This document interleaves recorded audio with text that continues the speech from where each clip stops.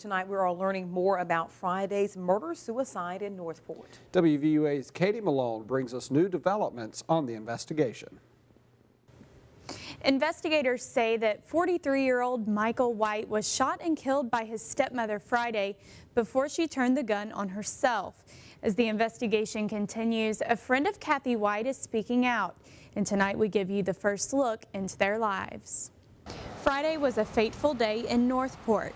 As investigators are trying to piece together events, friends and family are trying to cope with loss. They lived right beside each other, I know, and so I know it was kind of an ongoing discomfort. I know somebody else that lived in that area and they were not comfortable in that area because of some of the activity that may have been going on. It's our understanding she wanted to confront him and try to make him leave, and they had some kind of disagreement which led to her shooting him at that residence. Then she returned back to her residence, which was just a short distance away, and that's where she took her own life. 64-year-old Kathy White was a grandmother, wife, and stepmom.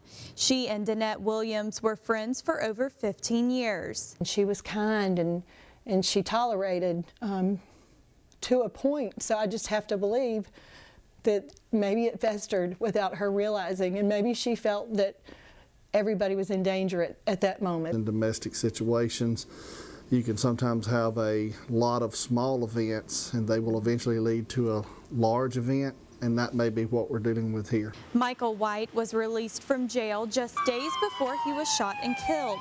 He is survived by his father Tony and his 2 daughters. Tony's a man of faith, you know, and you only get through things like this with God.